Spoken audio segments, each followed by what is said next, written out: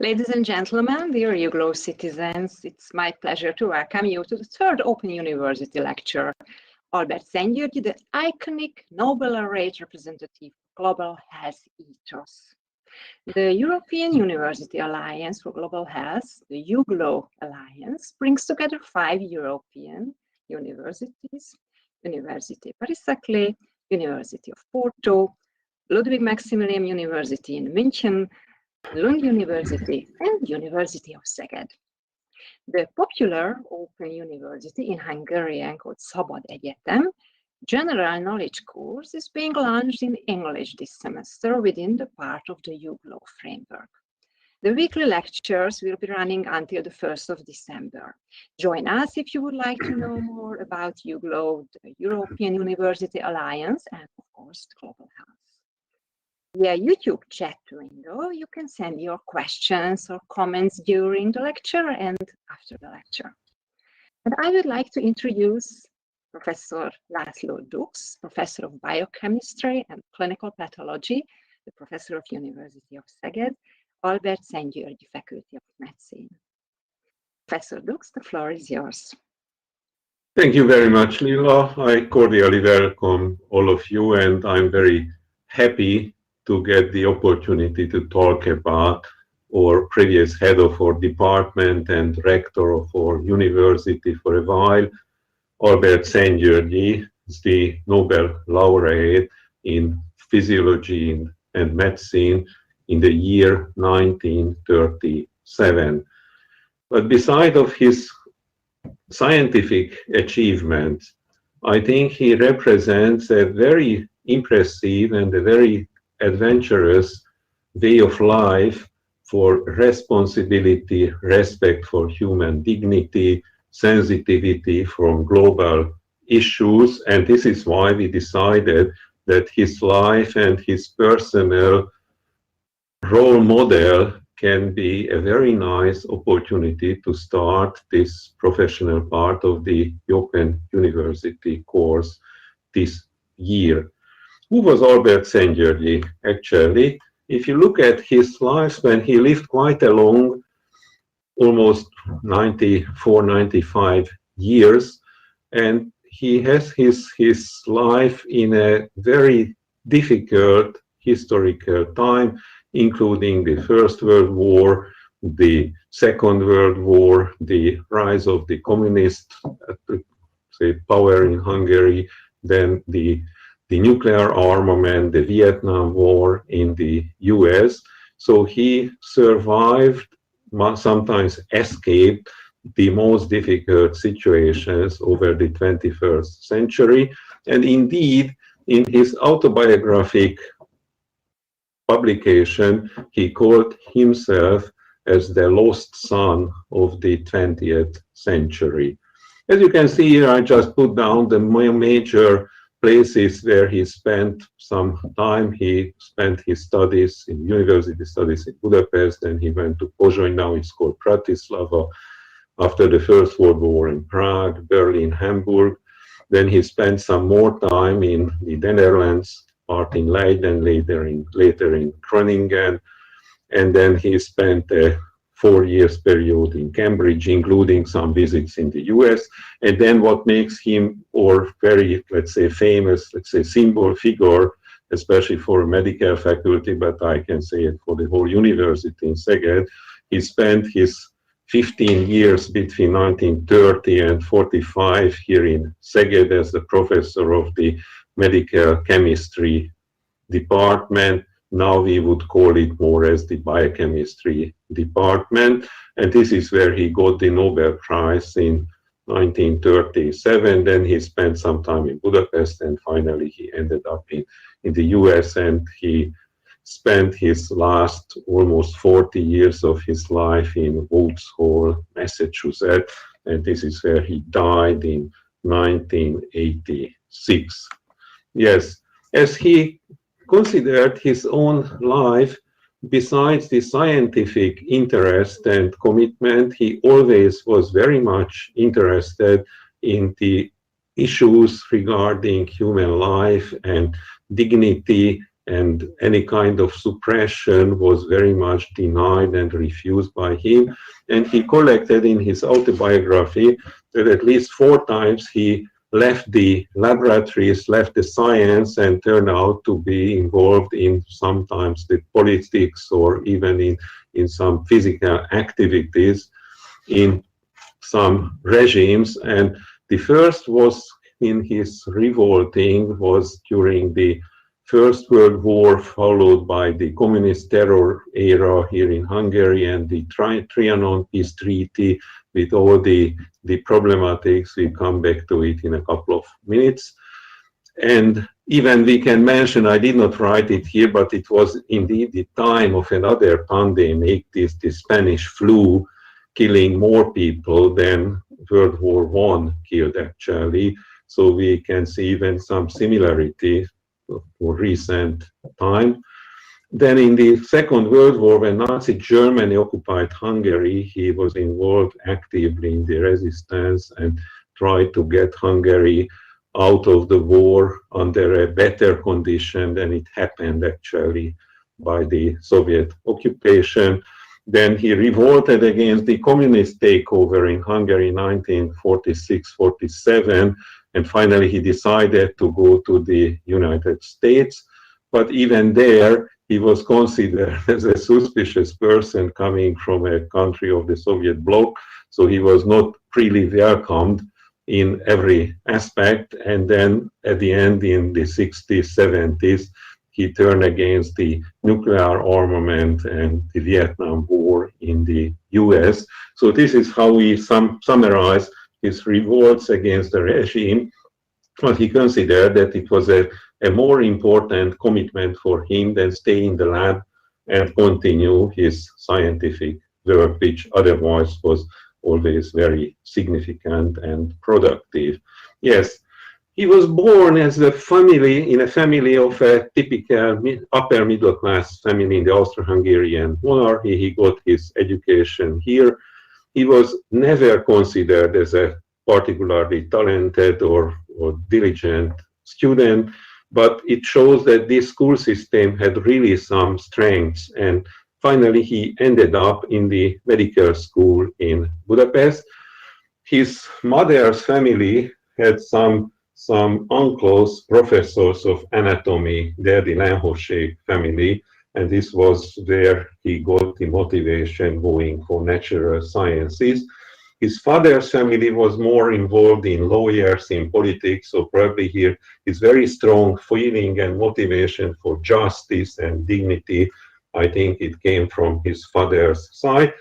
During the First World War, he was drafted in the Austro-Hungarian army. He served for a while and then he was released because he shot in his own arm. And then he was released, but later he was drafted again. And this was one of his revolts when he figured out that one of his officers did experiments with Italian prisoners of war with some infectious substances. Then he accused him, and then finally Szent-Györgyi was almost put in court-martial. But fortunately, the war was ended, so he escaped from getting a severe punishment for this. But this was again that he stood up openly, even risking his own safety and life against some what he considered was an injustice there. After the First World War, when the Trianon Treaty and at the end of the war, big pieces of Hungary was divided between neighboring countries, he was at the university in Pozsony, now called as Bratislava, and he became part of the new Czechoslovakian state. And then Szent-Györgyi, a fellow colleagues from the university, moved across the Danube, some equipment and tools from the university, but then he decided not to stay in the country, but he started to travel to Prague, to Berlin, Hamburg, in some shorter research activities, but finally he ended up in the in the Netherlands, and he joined the laboratory in Groningen in the basement. In fact, a couple of years ago, the University of Groningen put a very nice monument up on the wall where his laboratory was, when they figured out that basically part of his Nobel Prize winning research was started already in this laboratory in Groningen. Yes, what was his work actually, what he carried out and what gave him the Nobel Prize? We should go back, and I know that not all of you are medical or natural science students who are listening, but I just want to show you what and why got Szent-Györgyi his Nobel Prize. Actually, that time was two giants of the German biochemistry, Otto Wieland and Warburg, were in a very fierce debate about the oxygen activation and the hydrogen activation and theory. And it was basically that what makes us to start to oxidize, that the oxygen in the air gets active and attacks or nutrients or molecules, or something happens to our molecules, what activates them. So the hydrogen activation theory, now I would call rather as the substrate activation theory. Now it's not so easy to see why this debate was so hopelessly kind of undecided, when this young guy from Hungary, the Albert Szent-Györgyi, entered this field, and he pointed out that it is basically both of the theories are true, and basically if you take step by step the oxidation and the reduction, then you can get basically both concepts accommodated to it.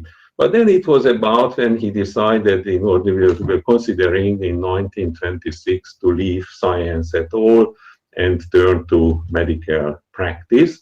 But fortunately, he went to the International Physiology Society meeting in Stockholm, and he figured out that in the opening lecture, the Pope of vitamin research, Sir Frederick Gowland, he got Nobel Prize. Even the previous two scientists got Nobel Prize, but Gowland got the Nobel Prize in 1929, and he mentioned in his opening lecture a young Hungarian biochemist, probably he called him Szent-Györgyi or something like that, and Szent-Györgyi, realizing that he was talking about him, then he went at the end of the lecture to Hopkins and introduced himself, and he got the invitation to the University of Cambridge to continue this work. And this is probably what saved Szent-Györgyi for us as a scientist,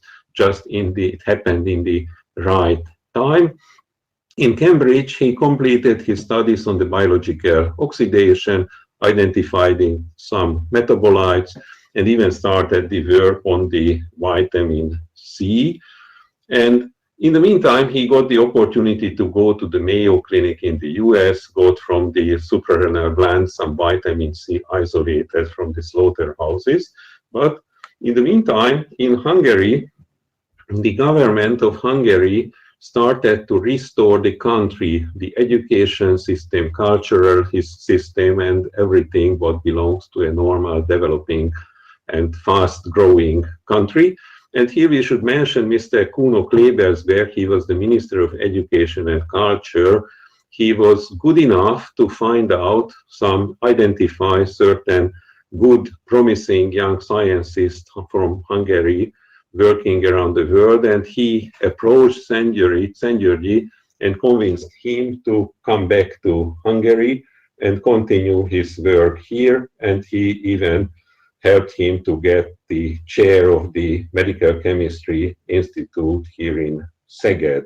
Even with the help of the Rockefeller Foundation, they built a new building, and this is the building I'm sitting now on this side here, but this was the part where Szent-Györgyi's room was, and this is still the most important building for chemistry, physics, theoretical medical sciences, which was built in the 30s with the help of Minister Klebersberg, and he managed to get not just the building, not just the equipment, but what is sometimes more important and more valuable, he get the scientists like Albert Szent-Györgyi get involved here in the scientific work. And a couple of years later, he came back to Szeged in 1930, and in 1937, he got the Nobel Prize in Medicine and Physiology. And if you understand Swedish, I think if somebody is listening from the Lund University, you can probably read it here, that the annotation says that for his contributions for understanding in biological combustion, with particular role of the vitamin C and the fumarate catalysis.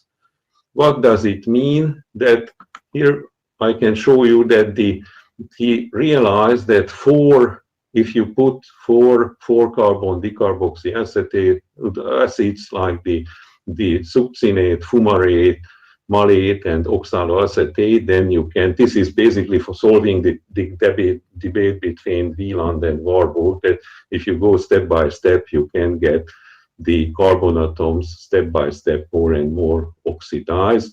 And interesting, this is from his Nobel Prize lecture. He put down these four substances in a semicircle. Probably the paper was not big enough, because he did not know that this is half of the citric acid cycle, what they recognized, but later it turned out the second part of the citric acid cycle.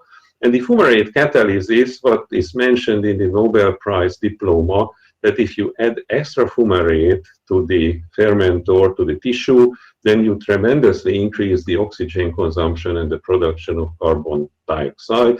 And that means that these substances are not working as substrate, but they are serving as catalysts. This will be important later in the continuation of this work. And this is who got finally the whole citric acid cycle completed. Here you can see the succinate, fumarate, malate, oxaloacetate steps identified by Szent-Györgyi. And Sir Hans Krebs got the Nobel Prize finally for this the complete identification of the citric acid cycle in 1953. That was already after the war. But one believes that Szent-Györgyi and Krebs were competing with each other. Not, they were very good friends, and even Krebs used the fumarate catalysis experiment of Szent-Györgyi, proving that the citric acid cycle is a circular process.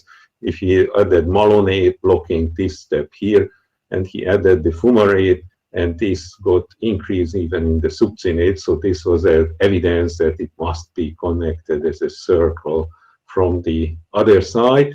And talking about the human aspects of Szent-Györgyi's activity, we must say that even Krebs, as a Jewish German biochemist in the 30s, in the second part of the 30s, he was not able to work anymore in Germany. Previously, he was working in Freiburg, but the Nazis prosecuted him, or he escaped, and he got the position in Cambridge, partly with the help of Szent-Györgyi. So even Szent-Györgyi's contribution was that to save Krebs' life and get him in the biochemistry for another 40 years and getting the Nobel Prize. So this is why usually in many textbooks you see, in biochemistry textbooks, you see citric acid cycle as the Krebs cycle. Here in Szeged, we still teach it as Szent-Györgyi Krebs cycle. Probably you can understand why. Yes, and what was the other thing? There was this vitamin C, which was basically a component of fruits and vegetables. And Szent-Györgyi's observation, it was basically ingenious. He used to say that the science is or research is to see what everyone can see, but think what nobody thought before. And this was typically, he recognized that if you cut or scratch a fruit or a vegetable, it turns brown because of the oxidative effect on some molecules in the injured fruit. But the speed and the extent, how fast they turn black or brown, is different. And he speculated that because it has an antioxidant, a reducing agent, and it turned out this is the ascorbic acid, and this was later identified as the vitamin C. And this is the other thing what is mentioned in his Nobel Prize diploma. And for us here in Szeged, in southern Hungary, makes us particularly proud of that the paprika, which is a typical vegetable cultivated and produced here in large quantities, is an extremely rich source for the vitamin C. So it was isolated and purified in kilogram quantities during the 30s from the paprika here in Szeged. And here again, something about the personality of Szent-Györgyi. He never patented this technique, although it was probably worth of a fortune how to make kilograms of vitamin C, because he said it must be for the good of all the poor countries, poor people, so nobody should make a profit out of this technique, but it should be accessible even for the less fortunate populations in the community as well. Yes, and here you see the Nobel Prize ceremony in 1937. Szent-Györgyi is sitting here. I must say two more people got Nobel Prize for vitamin C. Hayward and Carrer got it for the chemical structure of some vitamins, including the vitamin C as well. But here again, our main topic now is not biochemistry, but the human activities for humanities in the life of Albert Szent-Györgyi.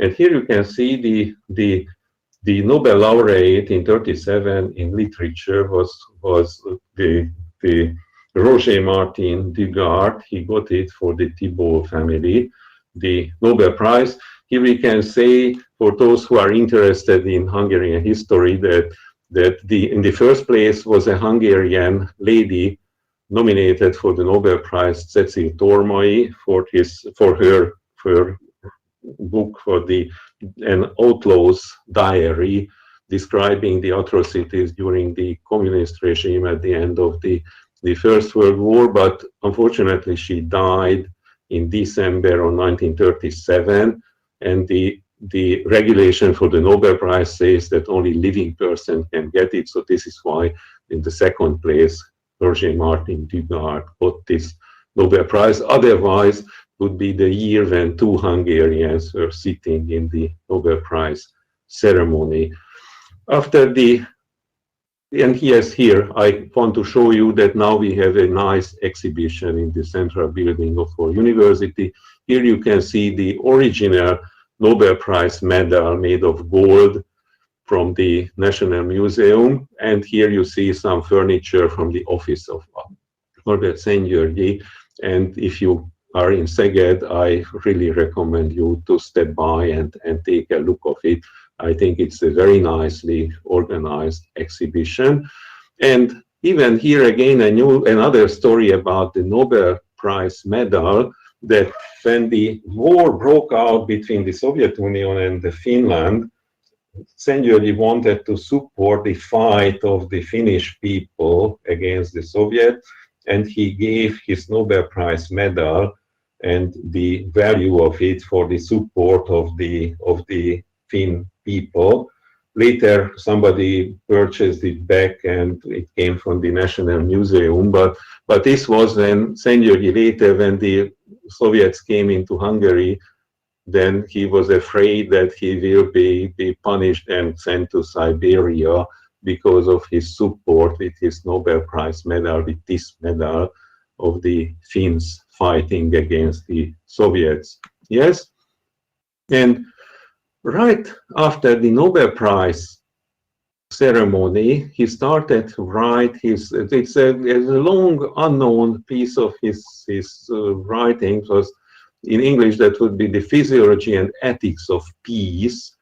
And there are some speculations, perhaps more than speculations, that his discussions with Roger Martin Dugard during the Nobel Prize ceremony and afterwards initiated him to write this.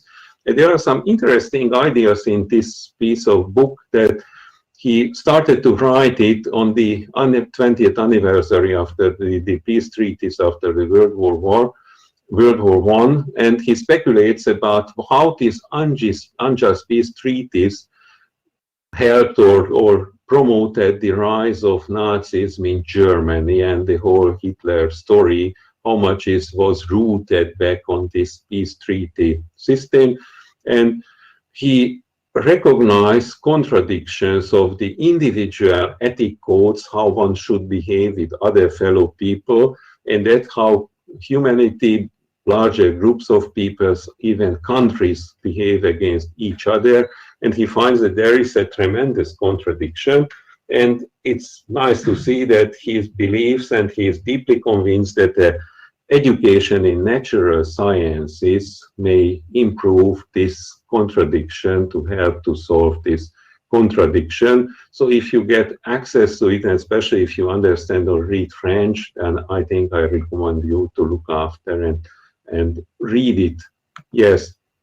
And then comes the next time, we must move a bit faster, but then after the Nobel Prize, he and his group here in Szeged, in fact in our department where I am talking now as well, turned to the muscle biochemistry and making very significant contributions to the understanding how muscle contracts. For Szent-Györgyi, it was more a bioenergetic question that how chemical energy can be converted in the mechanical energy. And they got to very significant contributions, but I am not going to give you now a talk on muscle biochemistry. I try just to pick those which are more relevant to our topic today. And here, first of all, I would like to introduce you Professor Ilona Bongo, and she was the right hand of Szent-Györgyi in the laboratory. They did most of the work on the myosin isolation, myosin A, myosin B, and what may be interesting even now that she was the first female professor in Szeged, definitely maybe in the country as a whole as well. And then later she retired from the Semmelweis University as a biochemistry professor. So I'm glad that you can learn her from these documents as well. And here you see how the muscle contraction, those are original publications because of the Second World War was already going. Don't forget that it's already 41, 42, 43. There is a quite of an isolation, so no much traveling or communication, publications are not going. So they were pretty much isolated from the rest of the world, but they solved a lot of basic questions how muscle can contract. And here I want to show you Wilfried Mommerts. Again, he is, I think we are very proud of him. He's already in his older age. He was a young Dutch biochemist, Jewish origin in that time, and he was not able to stay even alive and escape the Nazi Germany from the Netherlands, and he came to Szeged that time. And here you can see that indeed under his own name he could publish, do research in the Szent-Györgyi department. And here you see this is from the year 1941, this paper he contributed. Here later he became a professor in Los Angeles. He visited several times as he spoke some Hungarian as well. And I, as a student and a young fellow in the department, I met him several times. Even we can say that a lot of the oral history going back to the time of Albert Szent-Györgyi originally was conveyed with the help of Professor Mommerts. He died in 1993. Yes, and then here is probably the golden piece of papers from that time. And this was written by another young colleague of Szent-Györgyi, Bruno Straub. Later, he was the founder of the Biological Research Center in Szeged. Even at the very last, before the political changes in 88, 89, he was even president of Hungary for a short period of time. But this is probably one of the most, let's say, valuable publications made in not just in muscle biochemistry, but even in biochemistry. And this described the protein actin, which is the most abundant protein, how they came to the conclusion that the actin must be there, and how it is. I think it goes beyond. We have not so much time to explain that, but here you can see Bruno Straub and his contribution, of course, with the support of Professor Szent-Györgyi and Ilona Bongo, I think was significant as well in this discovery of the actin protein here in Szeged. At the end of the war, Szent-Györgyi was definitely not sure that he can survive, and the results will be forgotten and lost. So he collected everything in one Acta Physiologica Scandinavica special issue, studies on muscle. And as a Nobel Prize winner, he could it send out from the country with the help of the Swedish embassy. And this collected all the papers which were published here in Szeged, 41, 42, 43. And then, since he was involved very much against the resistance against the Nazis in Hungary, he had to go to hiding. And here you see him in a quite unusual appearance during the year 44-45. In 43, he went to a diplomatic mission under the umbrella of a scientific meeting to Istanbul, and tried to make some arrangement that the British American troops should come from the Balkans and get to Hungary earlier than the Soviet would come. This was not really a successful mission, but his life was from there on really in a real threat. Hitler was very angry and wanted him to extradite to the Nazis, and then he was in hiding in different places of the country. And at the end of the war, the Soviets were looking for him. He was very much convinced that they are looking for him because of his giving the Nobel Prize medal to the Finns to support the fight against the Soviet, but it was not their intention. Indeed, the Soviets wanted him to put in a more important political position with a Nobel Prize winner, natural scientist, so probably he was selected to serve their purposes. So when he was fine, he was not sent in Siberia, but he was invited even to very important positions. You see, he was in June of 1945. The Soviets came in April, so it was quite in a couple of months later. He was already the chairman of the Soviet-Hungarian Cultural Society. He is giving his talk on this occasion in the opening session. And he was really very, maybe naive, one should say now it's naive, but he was very convinced that what should be done, that the friendship between the Hungarian and Soviet people should be strengthened, and for the positive future of everyone. In the meantime, the communist regime and atrocities happened, so it was really everything but not the friendship what was flourishing and developing during those years. Even Szent-Györgyi, when he was in Moscow, he wanted to talk to Stalin and tell him what kind of difficulties he sees in the real friendship between the two nations. And of course, he was not allowed to go to Stalin, but that was already the start of his end here in Hungary. And finally, in 1947, he decided to escape and leave the country. And then he came to the United States, and after a few stopovers, finally he ended up in the Marine Biological Laboratory in Woods Hole in Massachusetts, where he lived the rest of his life. But here the story does not end either, because the Americans in the time of the McCarthy era, they were quite suspicious against anyone coming from the East Bloc.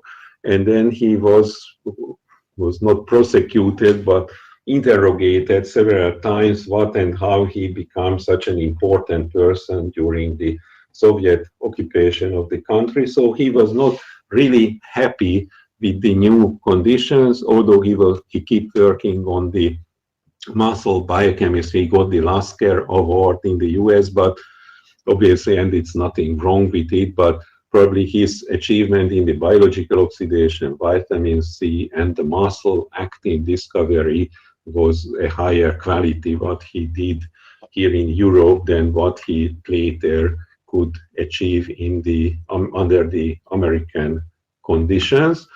And the next involvement of him in the world policy, that was in 1956, as many of you know, that there was a revolution going on in Hungary against the communists.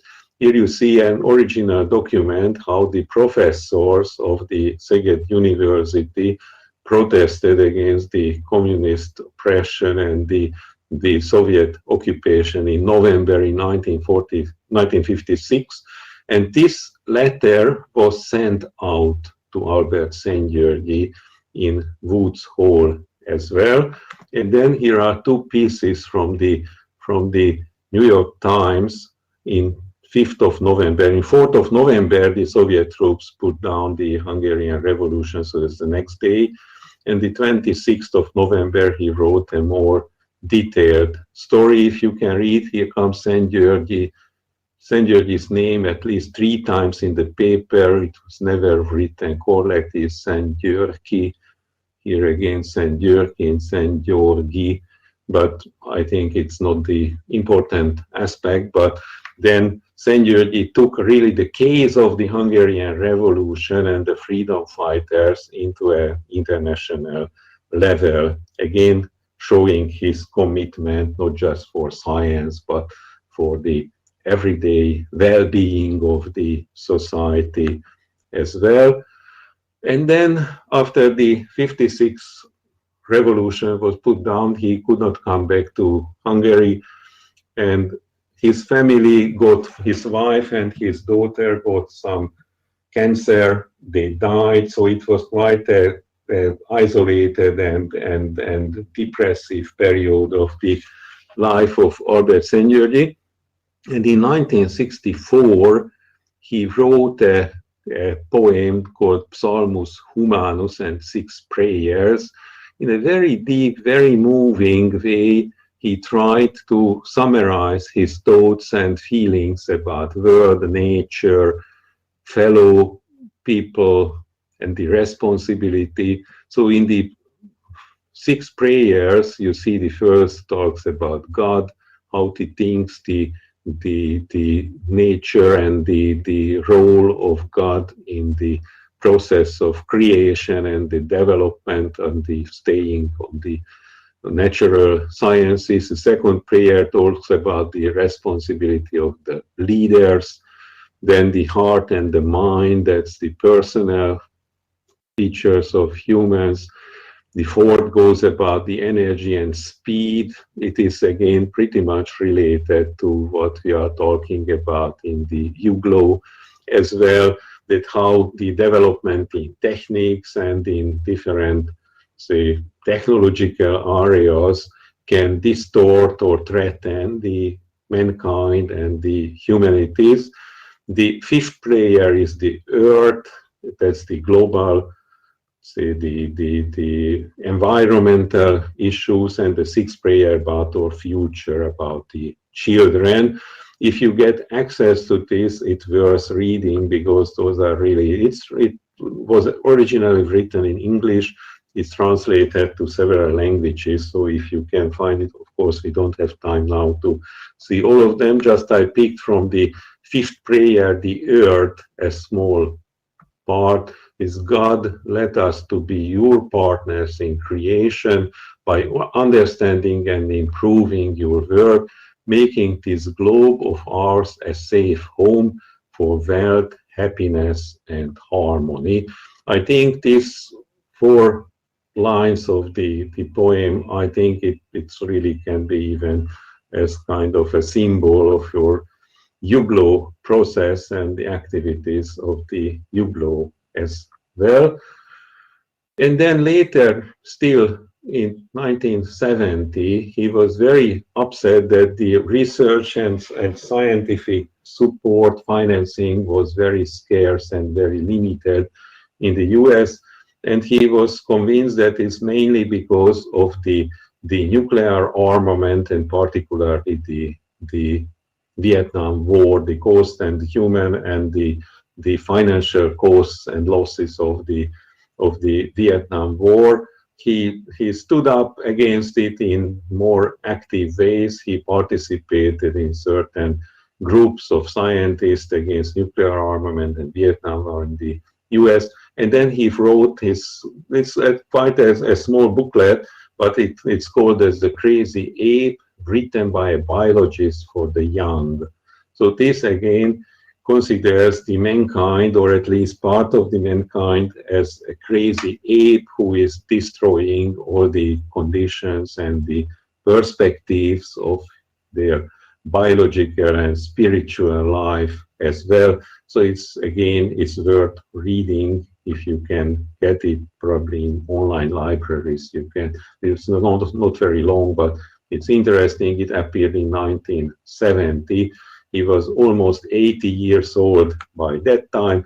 Here you see that in the Woodsville laboratory, he kept working. Of course, in the 80s, this was not really how let's say, the advanced biochemistry and molecular biology was carried out, but he was very much respected by the fellow scientists, and he really, as a symbol figure, he worked in the laboratory almost until the very last days of his life.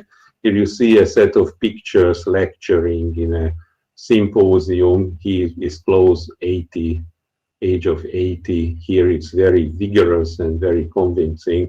So he was really a person like that all of his life. And here I just took a piece of his Nobel lecture. It was presented in 1937, the 11th of December, when he got the Nobel Prize. And I think that was valid for the rest of his life. And even when we biochemists or Hungarian scientists gather to remember Szent-Györgyi, I think it's still a relevant statement that I always felt myself to belong to a great international spiritual family. Always and everywhere I found helping hands, friendship, cooperation, and international solidarity. I owe it solely to the spirit of our science that I did not succumb, and that my endeavors are now crowned with the highest human recognition, the award of the Nobel Prize. So this, I think, it symbolizes, although by that time he was even younger than 50 when he got his Nobel Prize, but his whole life represents a very nice role model, how scientists, why keep working and insisting in scientific research. They should not forget about the people around and the problems around, and sometimes they should leave the laboratory and take the responsibility and do their best to help to solve even more general problems than just one or the other scientific question. And with my very last slide, I just would like to express my respect and gratitude to our former head of the department and the rector, former rector of the Szeged University. This is a drawing of a famous Hungarian architect, Imre Makovec. There's a chestnut tree, and representing that trees can grow big only if they have deep roots down below. So I thank you for your attention.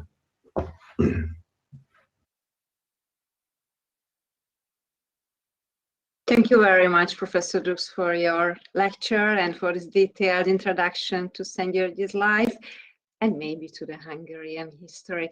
I would like to encourage our audience to share questions in the in the chat. Yes, I got already some of the questions. How did the Yes. Nobel Prize change the life of the university at that time? Did it motivate the students or lead the new ways of teaching or researching? Yes, indeed. I think you should say that in that time the Szeged University, moving after the First World War from Kolozsvár, it was quite a depressive mood, and the personality, this very open behavior of Albert Szent-Györgyi plus the Nobel Prize motivated very much the students. So he was very much involved in sport activities, culture activities. He organized some youth organization without any discrimination. That time it was a very important thing.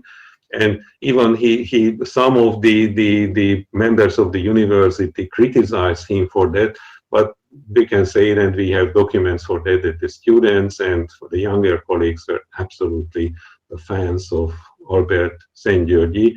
And of course, the Nobel Prize, even we can say that the paprika here in Szeged, that was a time of the deep economic depression in the 29, 30, 31, when it turned out that the paprika in Szeged can be served as a source of the vitamin C. So it created again a kind even of a economic upheaval here. For teaching, he used a lot of new methods, and it was much more open, and let's say he considered students more as partners and invited and attracted a lot of young people. So the history of our department is full with young people who came here just because of the personality of Albert Szent-Györgyi. What do you think is the most important message of the professor's life? I think what I summarized at the end, of course, the scientific achievements are very important.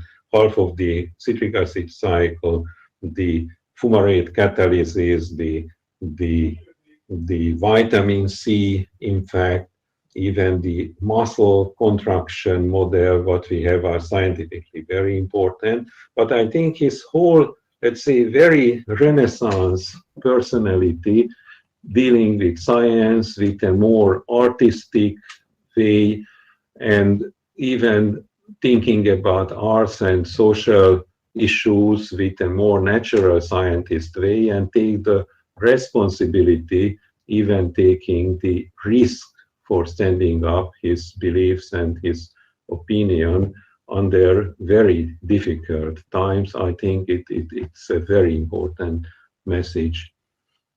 What would the professor research if he lived today? That's a good question. I think that's again a sentence he said that we are, let's say, we follow our predecessors, not if we are doing the same things what they did, but what they would do right now. Even our department is still involved in muscle research. Of course, now the question is not what are these contractile proteins and how they interact, but we hope at least, and the reflections are saying that this is now the regeneration, how muscle can be restored or adapt in elderly people and so on. Those are important issues as well. So we are still a muscle research institute over almost 90, 80 years now.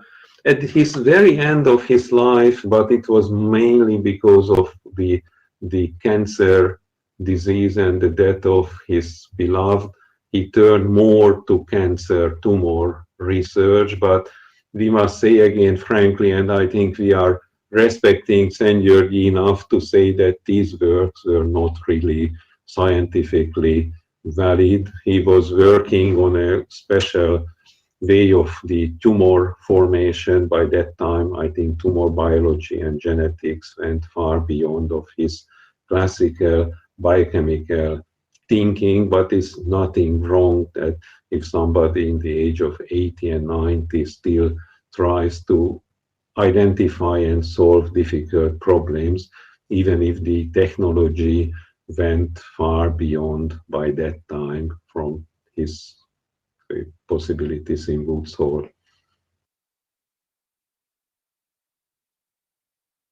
Thank you very much for answering this question. And you are welcome. thank you. And dear audience, please join us next week and enjoy the next lecture, the fourth Györgl Open University lecture next week at the same time, aging as a global health issue. Thank you very much for your attention, and please join us next week. Thank you very much. Thank you. Bye. Bye-bye.